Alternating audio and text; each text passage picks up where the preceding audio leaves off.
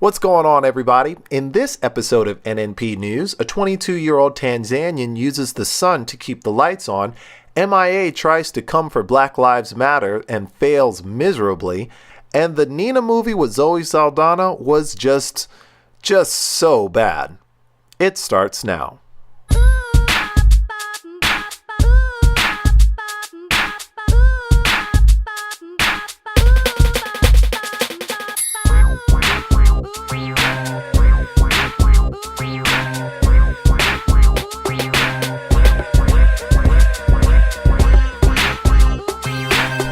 What's going on, everybody?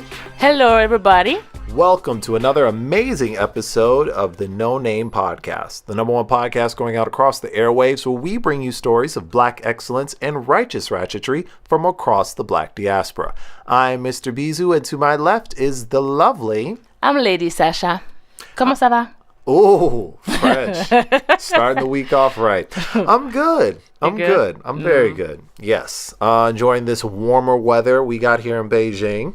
And ready to get the week off right. Start off with a bang because it's been a crazy weekend.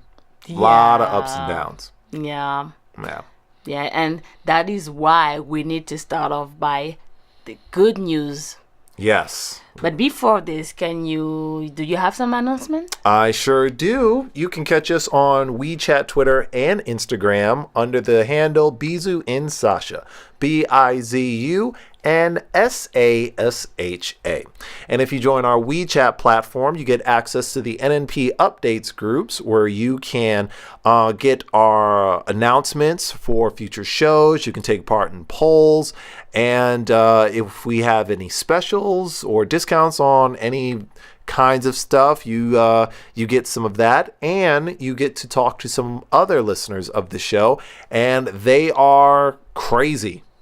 It is a room full of crazy people. Nah, they're not crazy. They are smart people who's actually exchanging really good topic who inspire us. And a little crazy. And you can also check us out on YouTube, SoundCloud, and Mixcloud. If you missed some of our earlier shows, you can go there and get caught up. All right, let's start by the good news, though. I can't wait. Let's get into this good news. The first good news is a young entrepreneur who's lighting up Tanzania with solar power. That is awesome. His name is George Temanji. Is a young 22 years old who was birthed in a clinic without electricity, and is the co-founder of SunSweet Solar Limited. In 2014, after 11 years of working and studying in Europe, he was able to move back and start a business venture that would change the life of his people.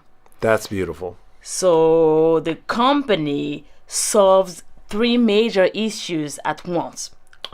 First, it brings electricity to people who need it. Second, in areas that are mostly poor. And third, without contributing to climate change. So George and his business partner are doing this by selling solar kits and installing large-scale solar systems. And they also found that electricity doesn't only have the ability to light home, it also brightens the academic potential of students. That is crazy. He's been doing all this at 22 years old? Yeah, this is. They went to the Benini Girls Secondary School in 2015, and they saw that the exam performance has increased drastically since they brought electricity. Well, yeah, if you can see what you're reading, I'm pretty sure your grades are going to get better. Definitely. So a shout out to George Temanji. Yes, man. Oh, what was I doing at 22? Not changing lives. I know that. Shout out to that guy. Well, this next story is coming to us from CCTV Africa. I want to say. Yes, CCTV Africa.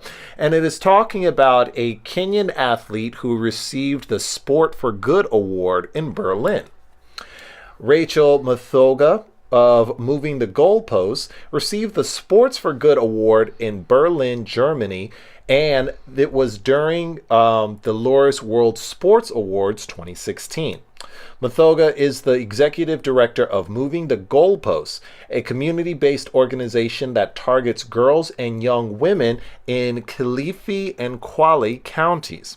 The organization formed in 2001, and it hopes to realize and protect the rights of the groups in the rural areas of the counties through football. So basically, she's trying to help girls and young women achieve their potential through the power of sport.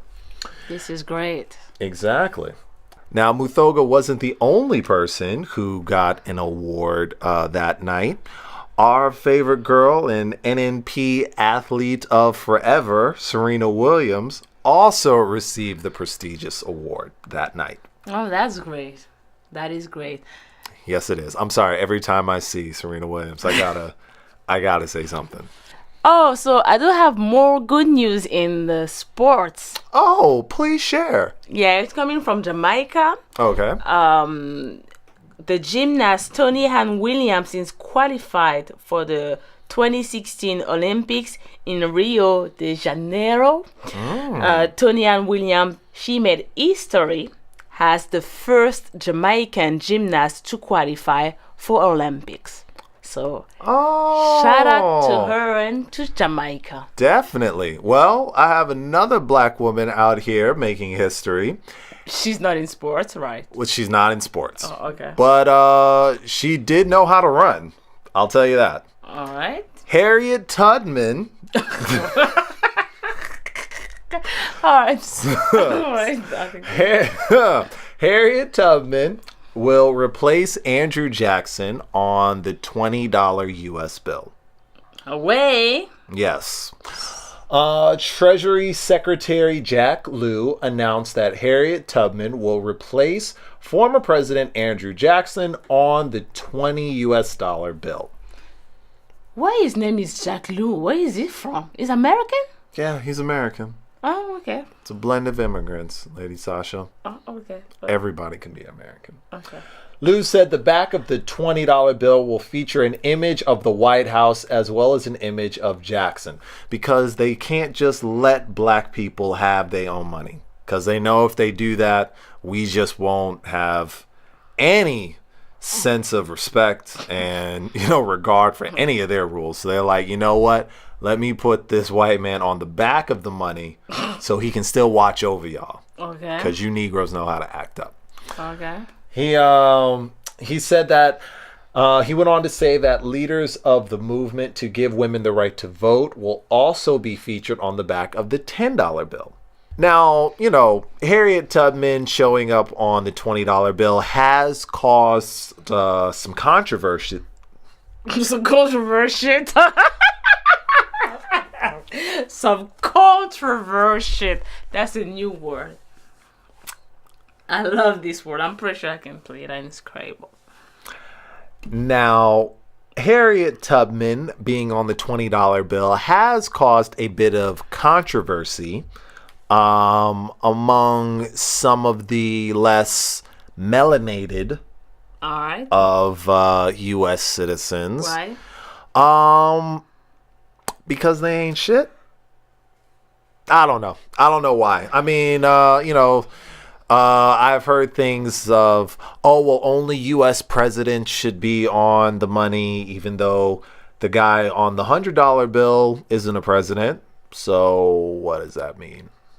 Or only people that have made impact to American history should be on the money, even though Harriet Tubman was one of the most famous conductors of the Underground Railroad, who helped hundreds, if not thousands, of slaves find freedom in the North and Canada. Mm-hmm. So, the people who, have a problem with this, have a problem with this move are usually the same people that, go to Donald Trump rallies, and we don't really listen to those kinds of people anyway. So, but do you think there is a time like that? Because I feel like now we in the middle of a campaign, like elections coming soon, and they just decide to drop that.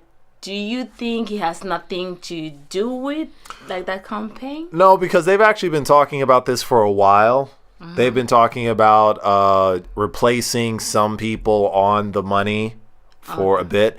And Harriet Tubman won't show up on the money, they're saying, until the year 2020.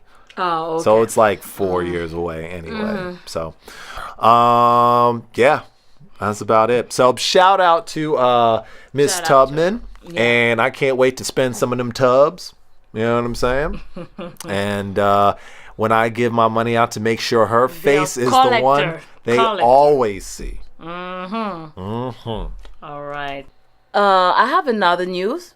But I'm going to stay neutral because I don't know if it's a good news or a bad news. This is not going to end well. Well, like M.I.A, who is the former Secretary of State of Nicolas Sarkozy, announced a candidacy for presidential election to be held in 2017. Okay. She has no mandate or electoral machine behind her for now, but she hopes to receive the 500 signature to be on the list. You know. So for the profile, she was born in Senegal and she was naturalized in France. And she became a really big symbol of ethnic diversity when, barely out of her 20s, in 2007, President Nicolas Sarkozy made her Secretary of State for Human Rights. Wow, that's a big move for her. For 20s. She was at that time, when she became Secretary of State for Human Rights, she was 20-something, because now she's in her 30s. Really? So, but it was a lot of controversy because she's been criticized a lot because she came in a time where that president, Nicolas Sarkozy, was not doing enough for ethnic minorities, like they say, and for black people, basically. And he was accused also of being anti-Muslim. And she came out, she said she's from Senegal, she's black, and she's Muslim. And she's coming and is nomming her like directly Secretary of State for Human Rights in her 20s. So he wanted to make a statement, but most of the people, she was not really representing the community. So most of the people, the black people in France, look at her like she was like a sellout. So she's y'all's Raven Simone, basically? Well, she said in the media that the Jewish genocide, I would call that the name. Oh, the Holocaust? She said in the media that the Holocaust was more important and more, it was a tragedy compared to the slavery. Whoa! Yeah, so Jeez, you know what type of people you're dealing with. Damn. So she's married to a So she's trying to get singer. on. She's trying to get on Fox News. Is that what she's trying to do? I don't know. That's why I say that's I want a to very easy way to get into Fox News. That's why I say I want to stay neutral. I cannot. I like the image of having a black woman trying to be president in France. Even like France is really, really far away from that. Like it won't happen. Me, like we're not the States. We're not the United States. But just the fact that she's presenting a candidacy is something. But at the same time, that ain't the one you want. Exactly. Wow. That, thank you for that, I guess, good news. That's a new segment. That's the new segment. We'll name it I guess? We'll be right back.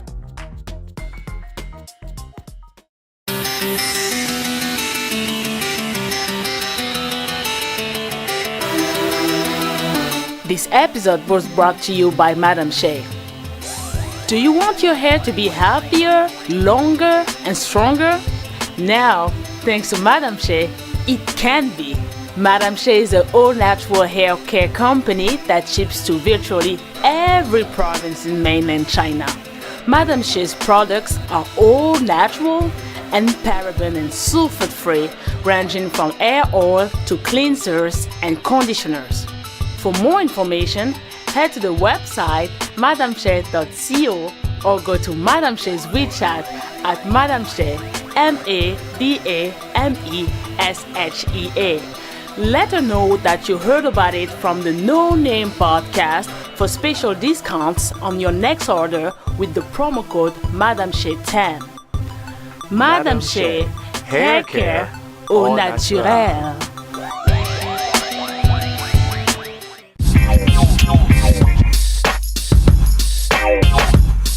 Thanks for checking out another episode of the No Name Podcast, or NNP.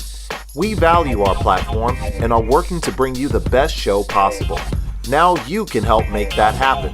If you like what you've heard or have an idea to make it better, feel free to follow us on WeChat, Twitter, and Instagram at bizunsasha, BIZUNSASHA, and tell us what you think.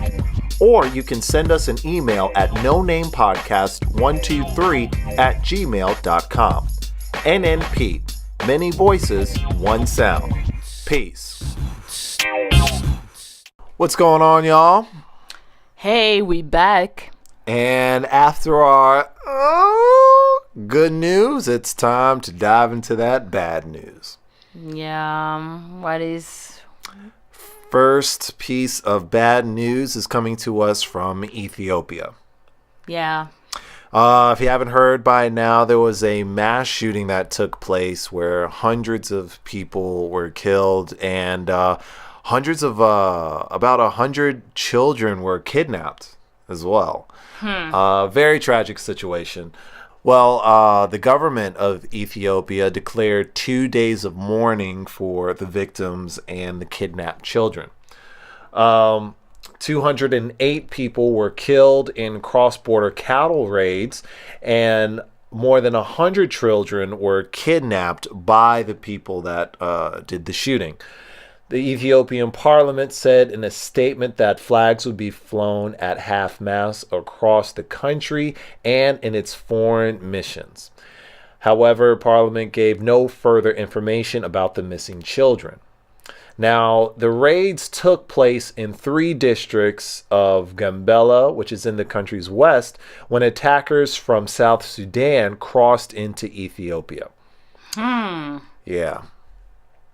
South Sudan. It's the country to country stuff. Yeah. Yeah, that's a tricky situation. Like, it's a very tragic situation, especially when you consider the fact that child soldiers have been on the rise in the past few years. There was a study that came out a couple of weeks ago that talked about this. That who was they? Boko Haram, they were using more child soldiers. So this is not good at all. Hi. So that they rest in peace. Yes, may they rest in peace. Well, another bad news coming from the English Sri Lankan artist M.I.A. Yeah, I would say M.I.A. or M.I.A. We call her M.I.A. in France. I don't know how we call her. M.I.A. or M.I.A.? Well, now we just call it trifling. All right, because she's in a hot water after making critical remarks about the Black Lives Matter movement and artists Beyonce and Kendrick Lamar. She said about Black Lives Matter that's what she said. She said, it's what Lauryn Hill was saying in the 19s or Public Enemy in the 80s. Is Beyonce or Kendrick Lamar going to say Muslim lives matter? Or Syrian lives matter? Or this kid in Pakistan's matter? That's a more interesting question. That's bullshit. And this comes from other people of color trying to use the black struggle to launch themselves into, success and prosperity. They always feel like they can try and piggyback off of our struggles to get ahead. Yeah, I think she totally missed the point by doing those remarks about Beyonce and Kendrick Lamar. Like I didn't even get the whole point of that. Like, why she tried to do a comeback or something? She just did it for attention. The same I reason don't why know. other people use Beyonce and Kendrick Lamar's names, because they're trying to get clicks. Yeah, but the thing is, know? like, the name of the movement is Black Lives Matter. Exactly. So, like, they made it clear, like, it's a clear statement. They made a clear statement that, okay, they're going to talk for black people's life. And who said that you couldn't go out here and talk about Muslim lives matter, Syrian lives matter? Like, what's stopping you from making these statements? You know what I'm saying? Like, she's been in the music industry, for 15 years? And if you feel like you need to use Beyonce's name or Kendrick Lamar's name in order to make your point, then maybe you're just really bad at making your point. Yeah, I think she just wanted some likes and click, and the thing is, like, she succeeded because Yeah, it apparently worked. on Twitter people started to dog her and tell her like she was completely wrong why she's bringing that up. Also, And like I said before, it all comes back to other people of color and other marginalized groups thinking that black people owe them something, and black people are always have to represent other people. Yeah, like Asian. black people always have to represent everybody else. Yeah. When it comes to social issues. But when it's time for us to be defended, nobody ever shows up. Yeah, that is sad though. That is sad. So, Mia, there are a lot easier ways of getting kicked off my playlist than having to make a whole thing about Beyonce and Kendrick. Next one. It's coming to us from Channel News Asia. And you remember that Chinese cop that killed the black man in New York? Oh yeah, I remember this. Well, The turns out people was protesting for him the last time I heard about it because they wanted him to not go to jail. a lot of Asians, right? Yeah. Yeah, because when it's one of theirs, that's when they show up. Well, it turns out he's not going to jail. What? What? Crazy, right? How come? Well, let's find out. Peter Liang, who was the rookie officer who had been on the job for just a few months before killing 28-year-old Akai Gurley, who was a father, by the way, will not be going to jail. A judge downgraded his manslaughter conviction to criminally negligent homicide. Okay. So and criminally negligent homicide not going to jail? Means there will be no jail for him. Okay. Yep. What is against him now? Nothing? It's not possible. According to Brooklyn District Attorney Ken Thompson, Liang is a convicted felon who has forfeited his career as a police officer and must now always live with the fact that he recklessly caused Mr. Gurley's death. So they think it's punishment enough for him to just feel bad about killing someone, and he'll just have to live with feeling bad. Unlike Akai Gurley, who won't be living at all because, he's dead. This is crazy. Yep. Brooklyn prosecutors had not sought jail time for Liang, saying that while he acted recklessly, there was no evidence that he intended to kill or injure Gurley. But they disagreed with the judge's decision to downgrade Liang's manslaughter conviction. So Thompson did say that, this is what he did was an accident and he didn't mean it. But they do think he should go to jail for at least a little bit. You know what I'm saying? So does he is going to jail or not? It doesn't look like it. Does not look like it. All right, I am just so wowed by this story. Is just crazy. I don't know what to say, but yeah, karma.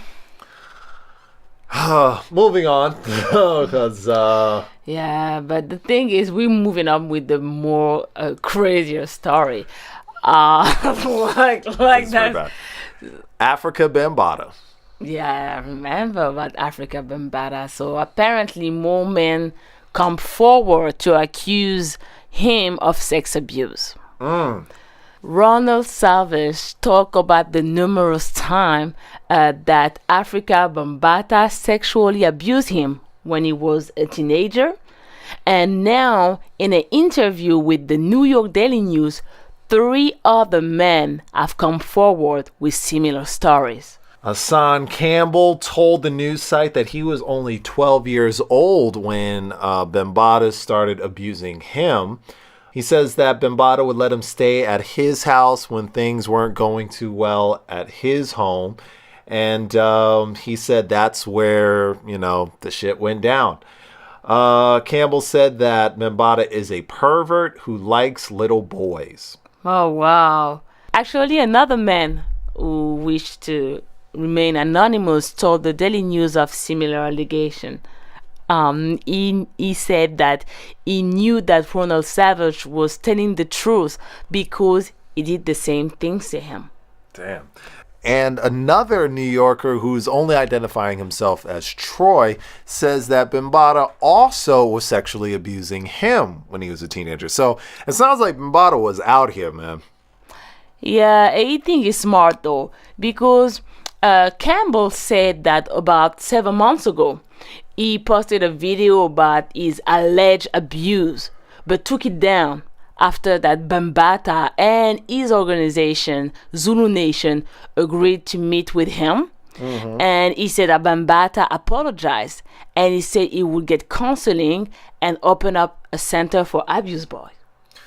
How is Bambaataa going to open up a center for abused boys when he's out here abusing the boys? Exactly. I guess it's a good business model, but with that being said... Well, as you can say, he never done those things. And so now everybody knows that he's a manipulator and an abuser. And an all-around piece of shit.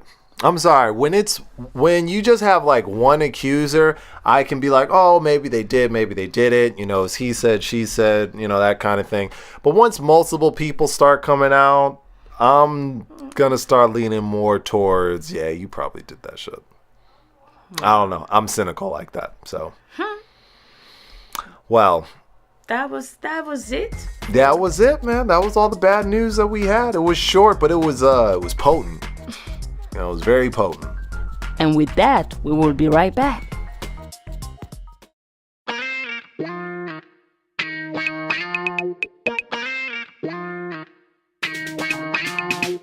This show is brought to you by Phoenix Health and Life Coaching.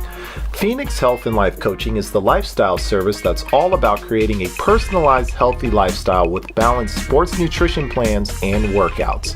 It's easy to follow and easy to apply. For more information, go to www.phoenix-healthlife-coaching.com. That's www.phoenix-healthlife-coaching.com. Eat, move, and live better.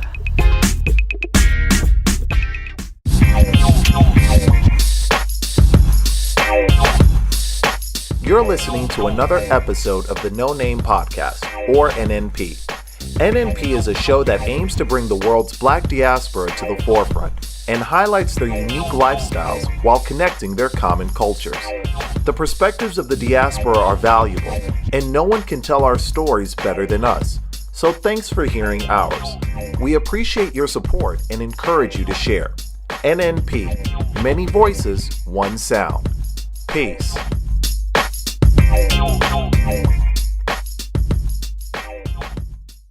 All right, y'all, this is the home stretch. And this is the time of, did you see that shit? Exactly. First story that we have is probably, did you not see that shit? Because you should not see that shit. You should not see it. Remember that movie? We talked about it a couple of weeks ago about Nina Simone? Yeah, Yeah. I remember. And how they took the actress Zoe Saldana and they basically just put mud on her face. Yeah, I remember. I mean, it might as well be because it is the color of mud. Well, and it looks like mud. Like, it just looks bad. Well, the movie came out. Oh, it did? I didn't even hear about it. Oh, probably because it is awful. Really? Yeah, man. The reviews of this movie were not good. Oh, wow. Coming from who? From the community or from the white people? From everybody. This is one of the few things that we all agree on. This movie was bad. Oh, shit. Zoe Saldana should not have done it. And I think David Oyelowo just went in and picked up his check and bounced. Here's a look at some of the reviews of the movie. Variety says the decision to dramatically alter Saldana's visage fails on a purely aesthetic level. Her skin tone almost never looks natural, and her appearance here ranges from slightly off to distractingly strange. Yeah, it looks like she has a mask, really, like sometime. Yeah. It doesn't make sense at all. The Wrap says, no one involved seems to have a clue who Simone was or what she stood for. Saldana gives a truly terrible performance, especially in the scenes where she is pitching fits and throwing champagne bottles at people, which play as if she were doing some mad TV sketch about a crazy star in a turban. Ouch. Oops. The Guardian says, at its core, it is an inept, cliche-ridden story edited together in a tracely and cheap manner. All right. So, yeah, they didn't like it. I don't think they liked it at all. They didn't. And that's a lot. I'm looking like that's a lot of bad review for this movie. This is sad, but at the same time, they could not expect to have the approbation of everybody when they took only a portion of the life of Nina Simone and made that just a scene, they made it a movie. BET says, yes, Nina is as bad as you imagined. Zoe Saldana looks more like an X-Men character than the High Priestess of Soul. X-Men character, they went far though. They do not care. So, if you are going to see this movie, don't go. Don't go. Oh, Lord. All right. Next one. I called it. I knew they were going to do this. No. Like, you remember, we've been talking about the BuzzFeed video last week. And it happened that they did apologize for the black people question video. AKA that fuck shit they decided to put on the internet last week. So I did they apologize though? Basically what they said was, we've heard your concerns about last week's video, we made a mistake, and we want to get better at earning the trust of our black audience. Oh, so basically they were trying to earn the trust of a black audience by cheating on them? That was not the way to go. Especially when you consider that the video is still up. Like, you can still see it. Yeah. Because they still want them. Buzzing. Yeah, because they still want those clicks. Yeah, because those clicks mean money. Yeah. Exactly. So, do you accept their apology? Not sure. Agreed. And our final story. Final one coming from afropunk.com, hilarious one, is coming from an Instagram account called Barbie Savior. Oh, I never heard of this. Yeah, and is trying to explain how, the movement where white people travel to poor black country, and they come to, for example, they try to go to Africa and try to be the white Jesus. Yeah. And a girl actually took that old, like, this is sad that old missionary work. Yeah, missionary work. Yeah, and humanitarian work that mostly like white people do. And like to show off on the social media, and they've been doing a funny meme with Barbie. Yeah. So on those pictures, you can see a white Barbie teaching children in a really weird class room, like she's in a poor country, but she's teaching kids.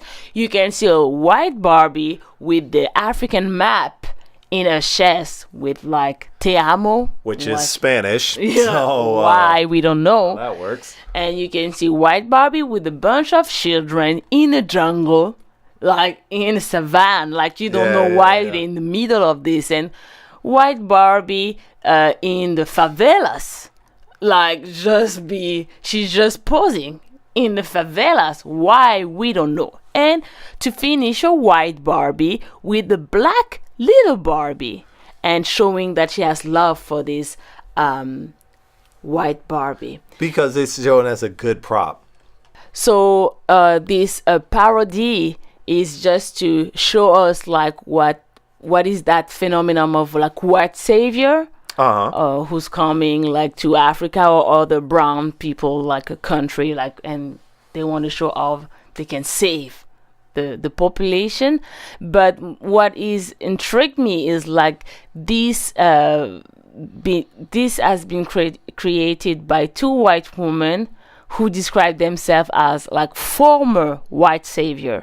So they've gone through rehab. Yeah, and they use their own experiences as volunteer on the continent as inspiration for the account. And they say that they were never a savioresque as Barbie savior, but they did things back in the white savior days that they regret. Huh. Yeah, that is interesting. And I know some white people that do that here in China. Hell, I know some black people that do that here, which is weird. It is weird. It is really weird, and I don't understand.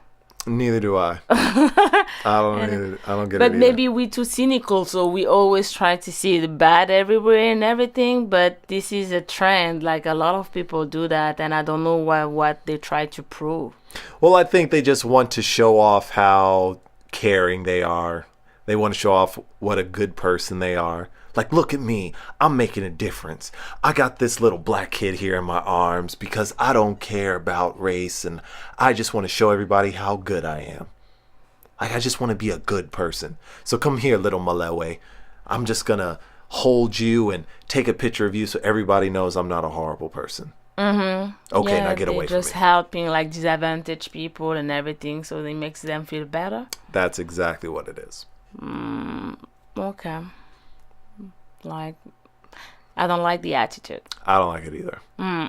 But it is funny because these Barbie pictures are strangely accurate.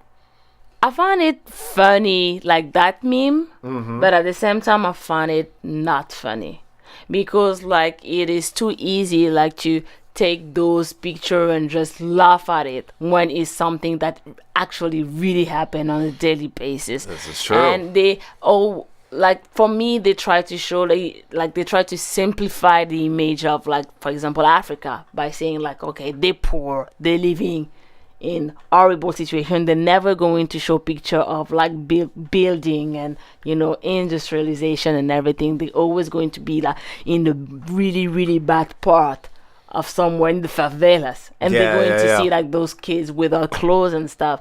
Like, for me, when you come to a certain point, it is not funny no more. You know what I really feel bad for? Poor white kids. Can you imagine all of those people living in like Bulgaria and Belarus, Lithuania, and Ukraine who ain't got nothing, but none of these rich white college kids are going to go help them out. And you know we ain't going. So I just feel bad for them, man. Because if anybody needs a white savior, it's them. They need to save themselves. That's all I'm saying. Well, I think that's all the news of the day. I think we covered it all. Yes, we did. Thank you again for listening to our show. And if you want to get in contact with us, feel free to hit us up on Twitter, Instagram, and WeChat at bizunsasha, bizunsasha. And also check out our earlier shows on Mixcloud, SoundCloud, and YouTube. That was Lady Sasha. And that was Mr. Bizu. We'll see you guys later. Peace. Bye.